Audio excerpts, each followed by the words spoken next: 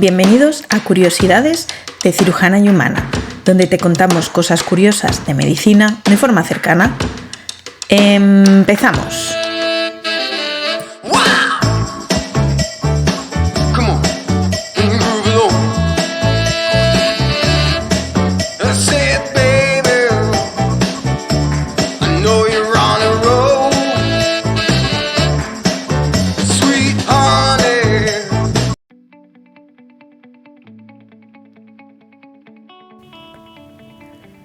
El episodio de hoy está dedicado a los alumnos del grado de Ingeniería Biomédica de la Universidad Autónoma de Madrid, grado y universidad de la que soy profesora.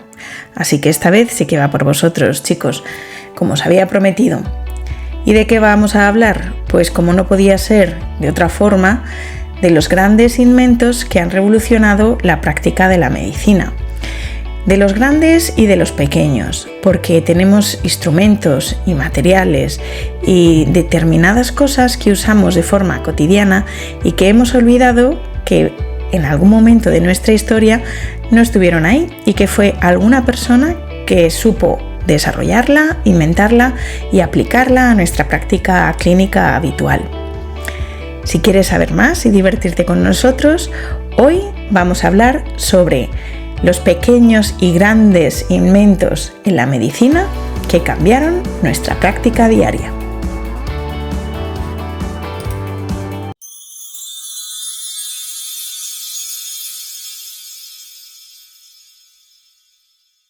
El primero de los instrumentos sobre el que vamos a hablar no podía ser otro que el estetoscopio, que es el padre del fonendoscopio. No existe un instrumento, la bata médica y el fonendoscopio o estetoscopio. Son los dos grandes distintivos de un médico. Te pones una bata, te cuelgas el fonendo y a partir de ahí ya eres médico. Aunque han pasado 200 años o más de 200 años desde la invención del primero de ellos, la auscultación que hacemos gracias a este tipo de instrumento, al fonendoscopio, tanto de los pulmones como del corazón o incluso del intestino, sigue siendo una cosa que utilizamos todos los días cuando exploramos a nuestros pacientes. A veces más, a veces menos en función de nuestras especialidades, pero el fonendoscopio es algo que llevamos en nuestros bolsillos prácticamente todos los médicos y que seguimos utilizando a diario por la gran información que proporciona. Y probablemente, como digo, es la imagen que más tenemos de un médico, el fonendo y la bata. Ambos términos, el fonendo y el estetoscopio, se emplean indistintamente, pese a que en realidad el fonendoscopio, aunque es utilizado de forma popular, es tan solo uno de los tipos de estetoscopio. La palabra estetoscopio viene de la palabra griega estetos y del pecho scopein, que significa explorar, es decir, significa explorar el pecho. Este fue inventado por un médico francés que se llamaba Laennec, de nombre René, y que lo hizo de la forma más insospechada, este invento, como ocurren muchas cosas en la medicina y también en la vida real. Fíjense, en septiembre de 1816, durante un paseo por la mañana, mientras caminaba por el Palacio del Louvre, en París, el doctor Laennec observó que dos niños se encontraban ahí jugando, enviándose señales entre sí utilizando una pieza larga de madera maciza y un alfiler. Con una oreja en un extremo, uno de los niños recibía el sonido amplificado del alfiler que estaba raspando en el otro extremo, el otro niño jugando a hacer ruidos para que el otro lo escuchara. Pasado un tiempo, en ese mismo año, Laennec, como médico que era, le llamaron para valorar a una joven que tenía síntomas de tener un corazón enfermo. Y hasta entonces es cierto que para poder escuchar tanto los pulmones como el corazón, el médico ponía su propia oreja y apoyaba su cabeza tanto en el pecho como en la espalda de los pacientes, y de esa forma es como escuchábamos. Pero es cierto que los pacientes que eran obesos, el contacto con el paciente tan estrecho, a veces era incómodo o no se escuchaba bien. En el caso concreto de esta chica enferma, la ENEC pues vio que tenía un poquito de obesidad y además pues pensaba que esto no le iba a aportar buenos resultados. Y en este momento recordó la observación que había hecho de los niños con la madera jugando y le inspiró a la invención de un estetoscopio al pensar que esta propiedad física podría tener un propósito útil en el caso pues que pretendía escuchar. Entonces enrolló con fuerza una hoja de papel, un extremo la puso sobre el pecho y otro en su oído. E inmediatamente quedó sorprendido y feliz al poder escuchar los latidos del corazón con muchísima más claridad de lo que nunca lo había hecho escuchando de forma directa con la oreja en el pecho. Entonces pensó que esto podía ser algo importante y que podía convertirse en un método indispensable para estudiar no solo los latidos del corazón, sino todos los movimientos capaces de producir sonido en la cavidad torácica. Y así pasó los 3 siguientes años probando varios tipos de materiales, fabricando tubos, perfeccionando su diseño y escuchando los hallazgos del tórax de los pacientes con neumonía especialmente. Y después de muchas vueltas decidió que un tubo hueco de madera de 3,5 centímetros de diámetro y 25 centímetros de largo era el mejor método para escuchar, para optimizar los sonidos que él necesitaba escuchar. Este aparato fue el precursor del estetoscopio moderno. De esta forma investigó los sonidos emitidos por el corazón y los pulmones y con su invento descubrió que sus diagnósticos estaban respaldados por observaciones realizadas en las autopsias. En 1819 publicó su primera obra fundamental sobre el uso de la escucha de los sonidos corporales, titulada De l'auscultation médiate ou traité du diagnostic des maladies des poumons et du cœur. Es decir, auscultación mediada o tratado sobre el diagnóstico de enfermedades pulmonares y cardíacas. Los estetoscopios de madera se utilizaron hasta la segunda mitad del siglo XIX, cuando se desarrollaron los tubos de goma. Gracias a su invento, la ENEC escribió un tratado sobre la enfermedad del tórax, en el que se centró en enfermedades como la tisis pulmonaris, es decir, la tuberculosis. La tuberculosis era muy común en la época de la ENEC y causaba muchas muertes, y de ella te hablaremos en episodios próximos de Curiosidades de Cirujana y Humana. Por eso, cuando le nombraron médico de un hospital de París, Necker, lo natural fue que se centrara sobre todo en la tuberculosis y en las enfermedades del pecho, es decir, era uno de los neumólogos pioneros. Examinar el tórax, que era fundamental para un diagnóstico adecuado para la tuberculosis, pues no era una cosa fácil. Y por eso utilizó el estetoscopio para estudiar a muchos pacientes y comparó sus observaciones con los hallazgos post-mortem. Y por eso aprendió a reconocer la neumonía, las bronquiectasias, la pleuresía, el enfisema, los neumotoras, la tisis o tuberculosis y otras enfermedades pulmonares a partir de los sonidos que escuchó con su estetoscopio, y contribuyó a grandes avances al estudio y al diagnóstico de las enfermedades del tórax. Además, todo esto estaba impulsado por un interés personal que tenía la ENEC, porque él también tenía una tuberculosis. Además, muchos miembros de su familia también murieron a causa de la enfermedad, incluyendo a su madre, a su hermano y a su tío. Lo mismo que sus mentores, Bichat y Bailey, que también sucumbieron a la tuberculosis. En 1826, la salud de la ENEC se deterioró y se debilitó progresivamente, y en mayo la fiebre, la tos productiva y la dificultad para respirar eran implacables, y pidió a su sobrino que le auscultara el pecho y le describiera lo escuchado. Y los hallazgos que le describió su sobrino fueron claros y alarmantes. Había escuchado los mismos sonidos miles de veces antes y no había duda de que padecía tuberculosis. La enfermedad que él mismo padeció ayudó a dilucidar y comprender con su estetoscopio. Esta enfermedad le quitó la vida el 13 de agosto de 1826 a la edad de 45 años y desde entonces su invento, el estetoscopio, cambió la historia de la medicina, ayudándonos de forma diaria al diagnóstico de enfermedades pulmonares, cardíacas e intestinales.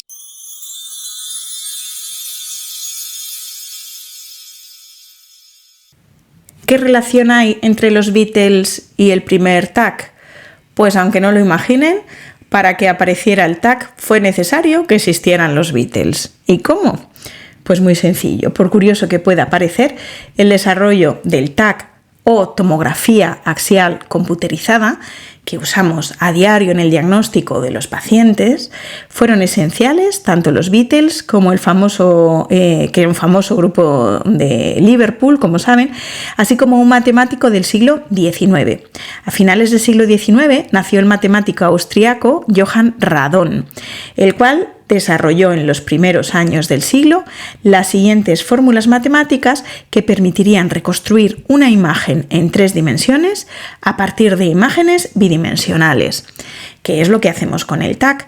Para aplicar ese descubrimiento se precisaba una fuerte inversión económica y fue la que realizó la productora de música EMI, que ganaba dinero a raudales con la venta de millones de discos de los Beatles. Parte de ese dinero se dedicó a un laboratorio de investigación dirigido por el ingeniero británico Hounsfield, el cual fue capaz de desarrollar el primer TAC de la historia, que fue en 1967.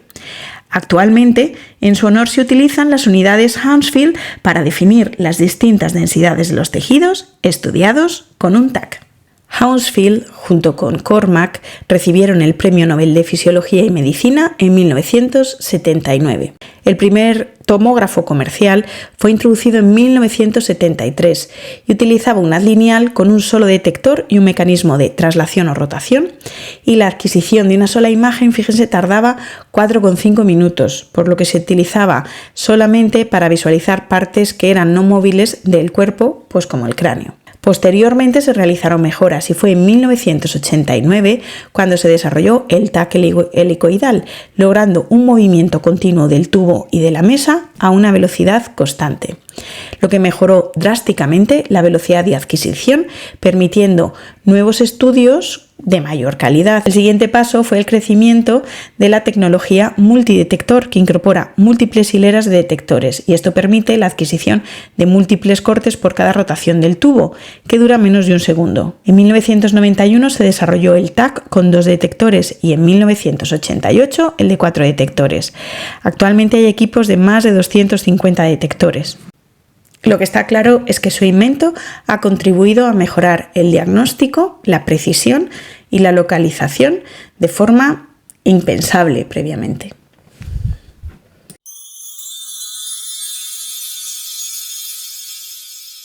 Ahora veamos los ultrasonidos, que están relacionados con el hundimiento del Titanic. ¿Y cómo es esta relación? Pues muy sencillo. Tras el hundimiento del Titanic en 1912, un físico alemán que se llamaba Alexander Bem y un inglés, Owen Richardson, diseñaron un sistema que permitía a los barcos emitir sonidos de alta frecuencia y de breve longitud de onda, registrando posteriormente el eco para localizar la presencia de un obstáculo. Al principio, las aplicaciones fueron exclusivamente militares, submarinos de la Primera Guerra Mundial, así como la aparición del sonar y del radar de la Segunda Guerra Mundial. Una vez que se terminó el conflicto bélico, la aplicación se centró en la cardiología. En 1955 se realizó el primer ecocardiograma y se pudo diagnosticar defectos de la válvula mitral sin necesidad de recurrir a la cirugía. A este método se le denominó inicialmente Ultrasound Cardiogram. Con el paso del tiempo acabaría denominándose ecocardiograma.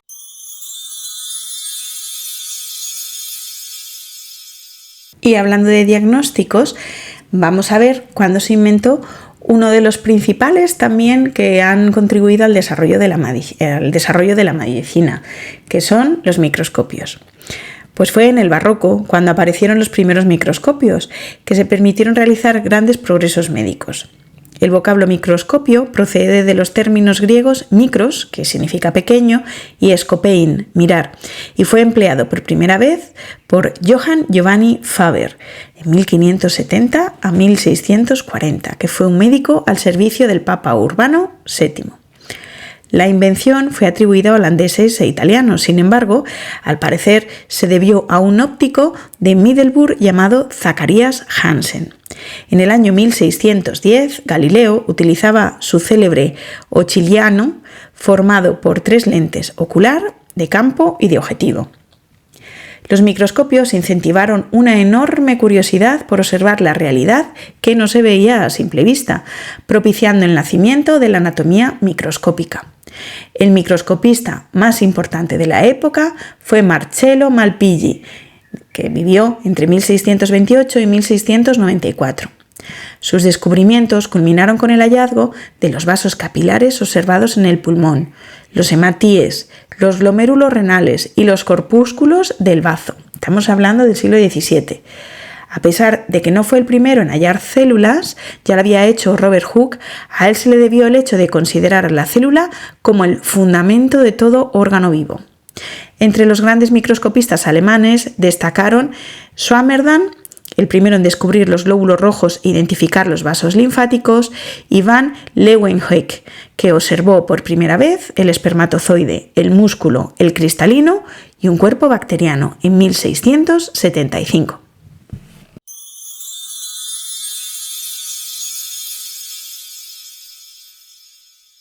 Aunque hoy nos hemos acostumbrado de forma rutinaria a medir el pulso, tenemos relojes inteligentes y muchos dispositivos que nos ayudan a medirlo, los saturímetros, que además de medir la saturación, pues nos miden el pulso, incluso pequeñitos, de formas portátiles, todos los wearables nos miden pues, constantes vitales básicas. Esto no ha sido siempre así. El pulso, de hecho, interesó de forma muy importante a los médicos egipcios, hasta el punto de que Heterófilo, que fue el primer anatomista de la historia, intentó cuantificar la frecuencia cardíaca con ayuda de una clepsidra, que es un reloj de agua, básicamente, que era la tecnología más puntera en aquellos momentos. Al médico inglés John Floyer le atormentaba la idea de no poder medir con exactitud el pulso de un paciente encamado. Como sabemos, el pulso se relaciona con determinados estados, tanto por alteraciones en el ritmo como por frecuencia, tanto en alta como en baja, y sabemos que es una parte importante en nuestra exploración normal de un paciente, en nuestra exploración física. Y por esta razón inventó un reloj de pulso, que era un instrumento fácil de llevar y que funcionaba durante 1 minuto. En 1707 publicó el reloj de pulso médico y ese mismo año su reloj salió a la venta. Se trataba de un reloj dotado de una segunda manecilla que podía ser detenida a voluntad con la ayuda de un botón accesorio. Con el paso del tiempo, la medición del pulso de los pacientes se convirtió en una práctica habitual. Y gracias a eso podemos distinguir sus alteraciones.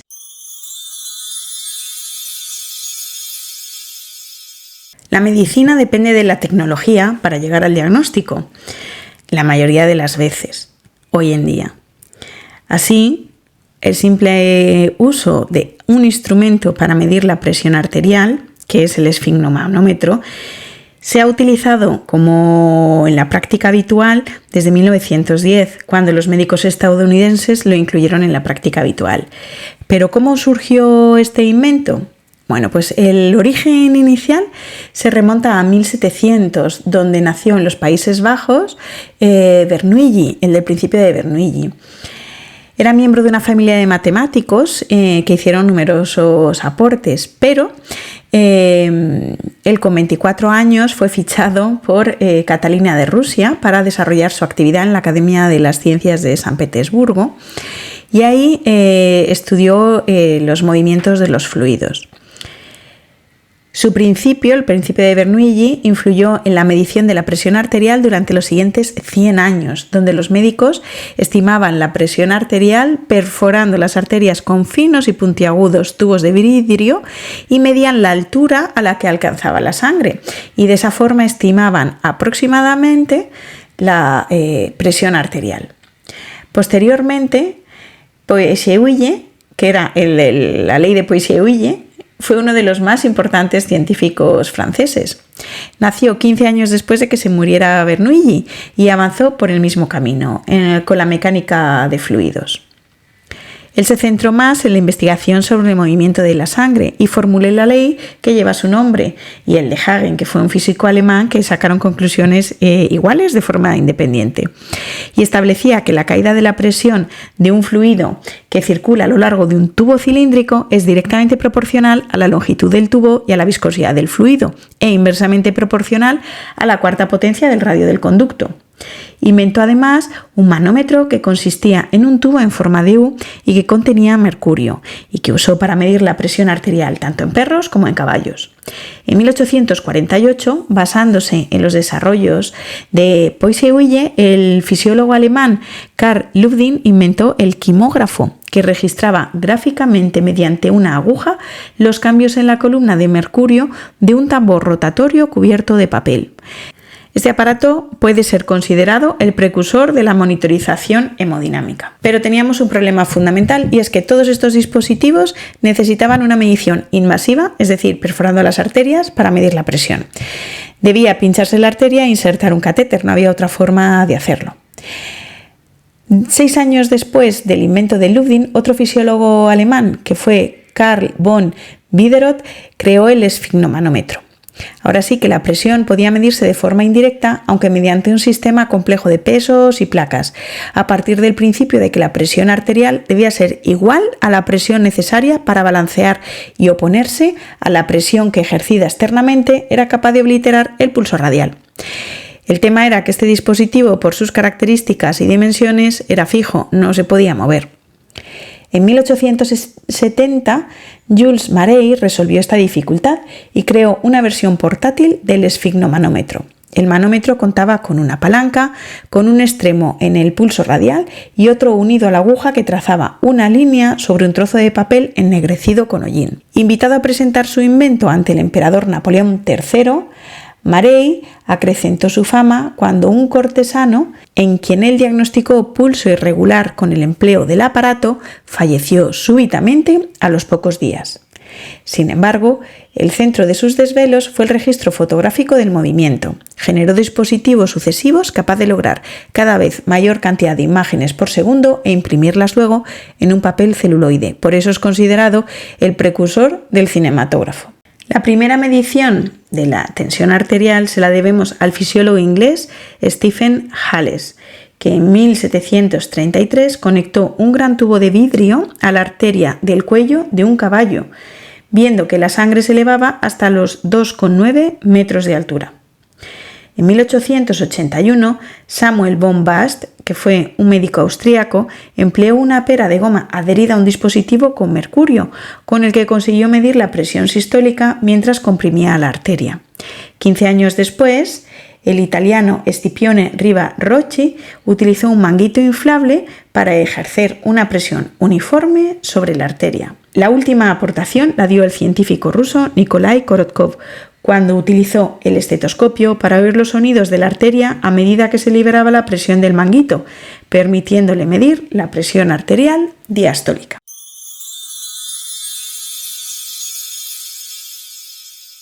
Aunque hoy en día nos parezca mentira, las ambulancias no siempre han existido en nuestras ciudades o en nuestros medios habituales. ¿Cuándo se inventaron? Bueno, pues nos remontamos al siglo XVIII, donde las guerras dejaban un doloroso balance de víctimas en los campos de batalla. No nos olvidemos de la lucha cuerpo a cuerpo en aquel entonces. Los dos principales factores eran el mortífero armamento que se empleaba en aquella época y lo que tardaban los equipos sanitarios en poder atender a estos pacientes. Hasta entonces, lo normal era coger a los heridos en carretas, que normalmente eran sin techo, los tiraban ahí y iban por caminos pedregosos. Claro, no olvidemos que normalmente son enfrentamientos en campos de batalla, y los trasladaban hasta los hospitales cercanos, con lo cual la mayoría de los pacientes fallecían en el camino o allá donde los llevaban, que solían llegar en malas condiciones. Con esto, un médico militar francés, que era Dominique Larrey, ideó un sistema de atención inmediata, que era la ambulancia. La primera vez que lo empleó fue en 1793, durante el asedio a Maguncia, en Alemania, y redujo de forma significativa el número de fallecidos. 5 años más tarde, organizó un equipo similar durante la campaña napoleónica en Egipto. Larrey denominó a la innovación ambulancias volantes. Sus ambulancias consistían básicamente en carros tirados por caballos que imitaban el funcionamiento de la artillería móvil a caballo. Un equipo de 3 cirujanos recogía al herido y lo trasladaba a un hospital de campaña para operarlo rápidamente. El carro estaba formado por una caja de madera abovedada con paneles laterales forrados, 2 pequeñas ventanas a ambos lados y una puerta de doble batiente. En el interior dispuso 4 rodillos para que se pudieran deslizar, un colchón forrado de cuero y fuera más fácil meter al enfermo. Cuando el emperador Bonaparte observó al equipo médico actuar con sus ambulancias móviles, no pudo por menos que felicitar a la rey y dijo: «Vuestra obra es una de las más hermosas concepciones de nuestro siglo. Ella sola servirá a vuestra reputación». En 1865, en Cincinnati, Ohio, se desarrolló el primer servicio de ambulancia para hospitales. Estaban tiradas por caballos y llevaban tablillas, morfina, brandy y bombas estomacales. No fue hasta 1899 cuando hicieron su aparición las primeras ambulancias con motor, todo con el avance de la época. El siguiente granito se produjo en 1950, durante la Guerra de Corea, cuando se empezaron a usar por primera vez los helicópteros ambulancia.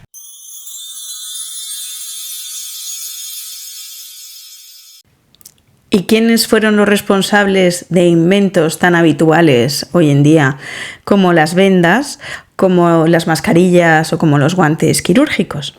Bueno, el primero de ellos fue el cirujano inglés Joseph Lister, que vivió entre 1827 y 1912. Este hizo la sutura reabsorbible en aquella época conocida como catgut, hoy en día retirada del mercado, de tripa de gato, e introdujo la práctica médica de la antisepsia. Lister observó que las fracturas que no estaban expuestas no se infectaba y las fracturas que estaban expuestas, es decir, abiertas, donde el hueso salía hacia afuera o donde hay una comunicación de la piel con el hueso, porque haber una herida, estas se infectaban con muchísima frecuencia. Entonces, para evitar la infección, diseñó una venda oclusiva, que era un apósito de 8 capas que estaba impregnado, entre otras sustancias, con ácido fénico. Con este método no tardó en disminuir la mortalidad por infección de las heridas. La primera descripción de los guantes quirúrgicos había aparecido unos años antes, en 1758, en los escritos de un obstetra alemán. En 1847, la prestigiosa revista médica Lancet recomendaba emplear guantes de caucho vulcanizado para evitar infecciones durante las intervenciones quirúrgicas. Pero la popularización de los guantes en el ámbito quirúrgico se debió al cirujano William Halsted del Hospital Johns Hopkins de Baltimore. Y se cuenta que se generalizó el uso de los guantes por amor, ya que una de sus instrumentistas, de sus enfermeras, que además era su novia, quedó incapacitada laboralmente por un eczema que apareció en sus manos provocados por una solución de bicloruro de mercurio, que era la sustancia que se utilizaba para esterilizar el instrumental quirúrgico, de forma que los guantes protegían de esta sustancia, con lo cual se empezó a generalizar el uso de los guantes, y fue por amor, no por recomendación médica. En cualquier caso, hay que tener en cuenta que la generalización de esta práctica fue muy lenta y durante mucho tiempo los guantes eran esterilizados al vapor y se usaban cada par unas cuantas veces y únicamente se cambiaban en el transcurso de una intervención si se manchaban mucho. Así, la generalización y el desarrollo de los guantes quirúrgicos fue inventado en 1890 por William Halsted, que es uno de los médicos más importantes del siglo XIX y de la primera parte del siglo XX, padre de la cirugía moderna, del Hospital Johns Hopkins, donde también era cirujano. La invención de estos guantes es anecdótica y se produjo a raíz de una historia de amor entre Halsted, el doctor Halsted, y Caroline Hampton, que era jefa de enfermería de ese mismo hospital y también su prometida. De acuerdo con la práctica del Hospital Johns Hopkins, las manos del personal de operación debían ser desinfectadas con cloruro de mercurio, que era una sustancia que provocaba una grave dermatitis en la piel de las manos de las enfermeras, en concreto de Caroline Hampton, hasta el punto de tener que abandonar el hospital. Este hecho motivó al Dr. Halsted a solicitar a la reconocida compañía fabricante de artículos de caucho y neumáticos para vehículos, Goodyear Rubber Company, que diseñaran unos guantes de goma lo suficientemente finos como para permitirle seguir trabajando en el quirófano. En aquel entonces, el fabricante de neumáticos estaba trabajando en unas nuevas fibras que le permitían crear unas gomas ligeras y extensibles. Estos guantes resultaron ser satisfactorios, aunque no fue hasta más tarde que se dieron cuenta de la importancia para prevenir infecciones. Y a finales del siglo XIX, el uso de los guantes quirúrgicos ya era obligatorio para médicos, cirujanos y enfermeras. Hoy en día los guantes quirúrgicos son la clave en el proceso de asepsia quirúrgica y garantizan la protección entre el paciente y el médico. Por otro lado, en las mascarillas, en 1897 el cirujano polaco Mikulicz realizó por primera vez una intervención quirúrgica usando una mascarilla, lo cual supuso un enorme adelanto técnico. Fue el creador de las mascarillas quirúrgicas al demostrar la teoría de la infección por gotas de saliva o fluid. No obstante, existen precedentes precientíficos que conocemos fundamentalmente a través de grabados en el siglo XVII y pinturas del siglo XVIII.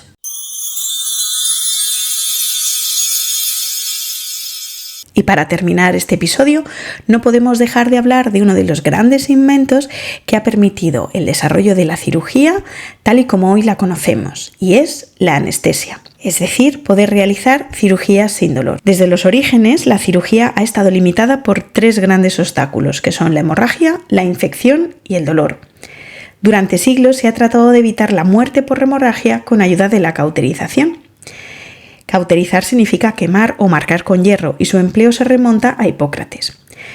Uno de los aforismos de Hipócrates más conocidos es: lo que no cura con el hierro, lo cura el fuego. En el siglo XVI, el cirujano Ambroise Paré introdujo la técnica de la ligadura de los vasos, en lugar de la cauterización tradicional para cohibir las hemorragias. El siguiente paso se produjo siglos después, con el desarrollo de la teoría microbiana, gracias al cual se cosecharon grandes éxitos en el control de las infecciones. Y en este punto solo nos quedaba controlar el dolor.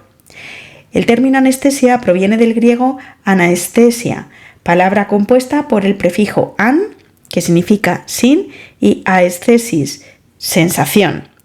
Se utiliza para definir la capacidad de privar total o parcialmente a un individuo de la sensibilidad.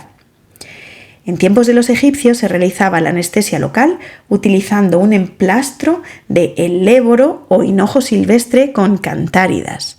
Durante siglos se emplearon diferentes sustancias con fines anestésicos, como el alcohol, el beleño, el cáñamo, el opio o acónito, con resultados diferentes o dispares.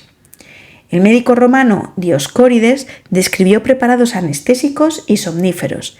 Mencionaba en sus escritos formas generales, locales o rectales para la administración de anestesia. En ellos sugirió que la lechuga tenía un efecto sedante suave. Además, elogió en sus escritos las propiedades de la raíz de mandrágora como anestésico y las virtudes sedantes del opio, al cual atribuyó la propiedad de producir sueño y calmar el dolor. Del opio, como nota, salen hoy en día los derivados opiáceos, que son los que usamos en la práctica médica habitual. Más adelante surgió la esponja somnífera, que era una mezcla de opio, beleño y mandrágora, que era aplicada en la mucosa oral y nasal de los pacientes. En el siglo XVIII se empleó el opio y el láudano y aparecieron algunas prácticas médicas que trataron de conseguir un sueño anestésico. El gran salto en el campo de la anestesia se debió a Joseph Priestley en 1776 y a Humphrey Davy en 1796, al sintetizar por primera vez el protóxido de nitrógeno. Davy utilizó el protóxido de nitrógeno inhalado como un hipnótico quirúrgico. Sin embargo, su empleo no fue bien acogido por la comunidad científica y se quedó relegado a un juego para la sociedad aristocrática. No nos olvidemos que el protóxido de nitrógeno es el gas hilarante o gas de la risa y produce risa.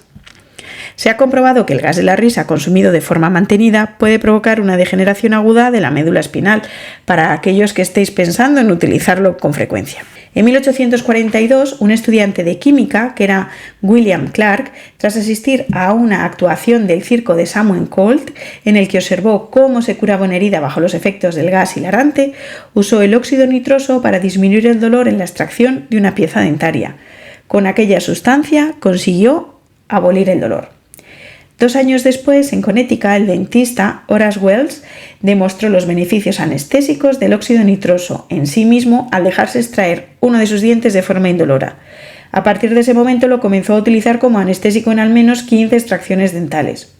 En 1845, convencido de los excelentes resultados que había obtenido, realizó una demostración pública en el Hospital General de Massachusetts, en Boston. Sin embargo, el paciente se quejó durante toda la extracción y Wells no consiguió convencer al auditorio. Poco tiempo después, otro dentista norteamericano, que fue William Morton, ofreció al cirujano John Warren de Boston la posibilidad de ensayar este método anestésico en una operación quirúrgica, concretamente en la extirpación de un tumor de la mandíbula. Morton utilizó una esfera de cristal a la que por un orificio iba empapando con éter mientras el paciente respiraba los vapores por una boquilla.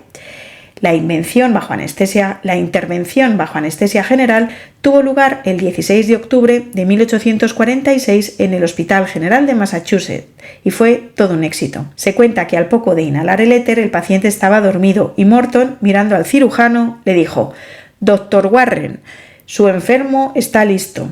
Acababa de iniciarse una nueva época en la historia de la medicina. En la biblioteca de la Universidad de Harvard en Boston hay un cuadro pintado en 1882 en el que se reproduce este episodio, y la sala donde se llevó a cabo la intervención se conoce actualmente como la cúpula del éter o de Ether Dome y se encuentra en la 4ª planta del Hospital General de Massachusetts, en Boston. Al año siguiente, un cirujano escocés, James Young Simpson, aplicó el cloroformo a una mujer durante el parto, reduciendo de forma significativa sus dolores. A partir de ese momento, fueron centenares de mujeres las que se beneficiaron de este método durante los siguientes años. A través de la anestesia, la obstetricia consiguió salvar uno de los grandes escollos que la había acompañado durante siglos, que era el dolor. En 1853, la reina Victoria de Inglaterra dio a luz felizmente a su hijo Leopoldo, recurriendo a la anestesia clorofórmica. 4 años después, la volvería a aceptar en el nacimiento de su hija Victoria. Este anestésico fue criticado por la Iglesia, acusándolo de ser un engaño de Satanás. El doctor Simpson se defendía diciendo que el primer acto anestésico de la historia aparece en la Biblia, cuando Dios sumió a Adán en un profundo sueño para extirparle una costilla. Una mención especial es la historia de la anestesia epidural, que es un invento español, del médico Fidel Pallés Mirabé, que inventó en 1921 la anestesia epidural torácica y lumbar, aunque ha sido el eterno olvidado. En vida no tuvo el reconocimiento merecido, ni su descubrimiento el valor debido. Él describió lo que llamó la anestesia metamérica, que posteriormente tomaría el nombre de anestesia epidural. ¿Y quién era Fidel Pagés? ¿O Pallés? Bueno, pues Pagés nació en 1886 en Huesca, en una familia acomodada, y estudió medicina en Zaragoza, obteniendo su título en 1908. Tras ello, preparó oposiciones al Cuerpo de Sanidad Militar y fue destinado al Hospital Militar de Carabanchel.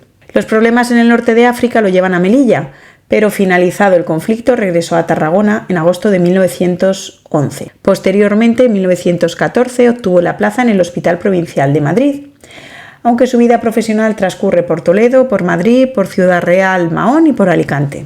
Como hablaba varios idiomas, entre ellos el francés y el alemán, en 1917 es destinado como delegado del embajador de España en Viena para inspeccionar los campamentos de prisioneros de la Primera Guerra Mundial y trabaja como cirujano en el Hospital Militar de Viena, donde realizó numerosas intervenciones en heridos de guerra y en politraumatizados. Aunque publicó muchos artículos, el más importante de su vida fue el de 1921, que fue publicado en la Revista Española de Cirugía, cuyo título era Anestesia metamérica, donde realizaba una descripción de la técnica que hoy conocemos como anestesia epidural en base a los fundamentos anatómicos, sus aplicaciones prácticas y también las características de la analgesia y de la parálisis motora. Este mismo trabajo fue reproducido posteriormente en la Revista de Sanidad Militar ese mismo año y en 1955 con comentarios en la revista Hipnos de la Asociación de Anestesiólogos de Barcelona. Sin embargo, la gran difusión mundial de la técnica de la anestesia epidural lumbar se realizó cuando Dogliotti, que era italiano, de la ciudad de Módena, publicó en una revista norteamericana en 1931, 10 años después que Pagés, un trabajo sobre anestesia peridural segmentaria, ignorando el trabajo de Pagés que como decimos, había publicado 10 años antes. Este autor, Dogliotti, intentó quedarse con el descubrimiento, pero gracias a varios cirujanos argentinos que conocían los trabajos de Pagés, Se atribuyó su carácter pionero a Fidel Pagès, en que incorporaba un método diferente para localización del espacio epidural, que era la gota colgante. Y así se escribe la historia, a veces con renglones pues un poco torcidos, como es el caso de la Academia de Cirugía de Madrid, que en ese momento propuso denominar a la técnica de anestesia epidural de Pagès-Dogliotti, el Dogliotti que le había quitado su invento a Pagès o su técnica. Sin embargo, en 1935, en la reunión de la Sociedad Italiana de Anestesia, reivindicó ante el propio Dogliotti la autoría de la anestesia epidural para Pagès y publicó un artículo hablando del método Pagès-Dogliotti. Finalmente se reconoció la paternidad de Pagès sobre la anestesia epidural y hay varias fechas importantes que debemos recordar. La más importante es en 1957, cuando la Asamblea General de la Sociedad Española de Anestesiología y Reanimación creó el premio Fidel Pagès.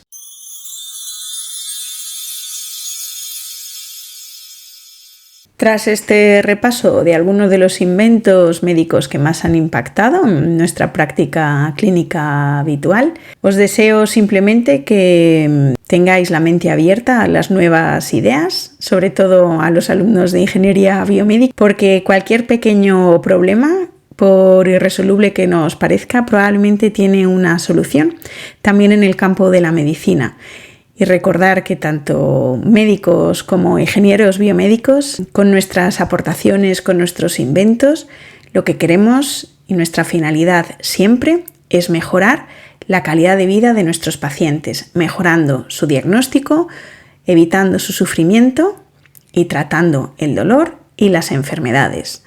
Así que ánimo a todos aquellos que tengáis alguna idea, por insignificante que os parezca, a desarrollarla, a trabajar sobre ella, porque, quién sabe, quién puede tener la próxima gran idea que revolucione nuestra práctica médica habitual. Así que, a por ello. Hasta el siguiente episodio.